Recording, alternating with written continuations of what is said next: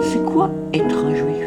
Lorsque vous avez un premier commandement, comme on l'appelle, il est interdit, ou deuxième, interdiction de se représenter Dieu.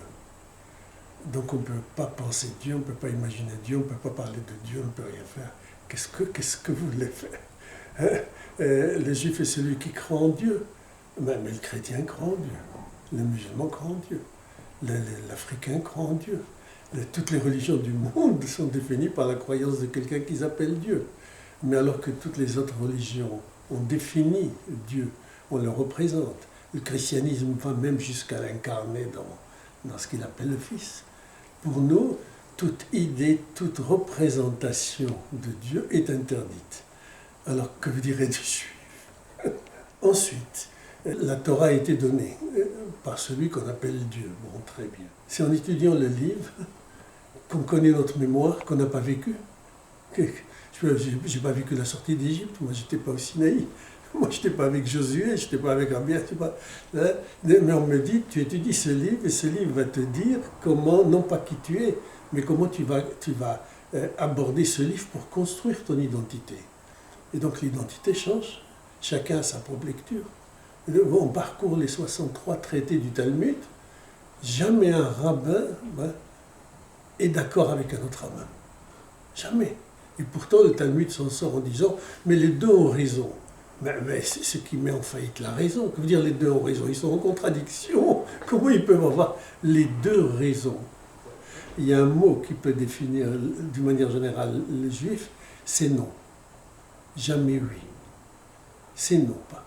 Les peuples, ils perdent leur histoire, leur énergie, par la guerre, par la diplomatie, par la culture, etc., à préparer une formule pour unir l'humanité, à préparer un Messie, à préparer quelqu'un qui va faire un progrès extraordinaire à l'humanité. Et les Juifs, ils disent, c'est bon pour vous, c'est pas pour moi.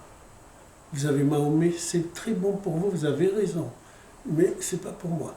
Vous avez Jésus, c'est pas pour moi. Vous avez Bouddha, c'est pas pour moi.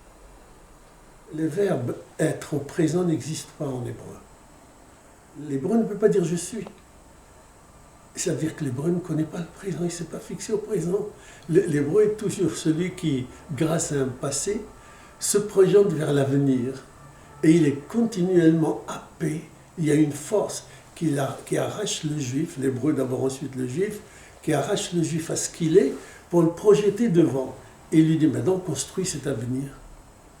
Et donc, au lieu de construire, comme les autres, le présent à partir d'un passé, grâce à ce passé et à ce qu'on a reçu de lui, eh bien, on nous laisse libre de construire cette identité, ce futur. Et c'est ça qu'on appelle véritablement la liberté. Il y en a qui se présentent, voilà la fin de l'histoire. Mais le premier qui sait exactement quelle est la fin de l'histoire devient un tyran. Il va imposer aux autres, puis c'est lui qui aura la vérité. Alors comment voulez-vous que les nations puissent nous aimer? On leur fait échouer toutes leurs histoires. On leur fait échouer l'histoire. Vendredi prochain, voilà, alors que pendant toute la semaine, en tant que professeur, enseignant, je participe à la culture française dont je suis fier, eh bien, vendredi soir, je vais dire aux Français, excusez-moi, moi je vous rejoindrai samedi soir, parce que moi j'ai Shabbat, il faut que j'aille construire mon identité. Oui. Ça veut dire que je ne participe pas totalement à la culture française. Pourquoi? Parce que la culture française est une culture qui apporte beaucoup de choses au monde, comme toutes les cultures, et je ne veux pas que ma culture juive disparaisse.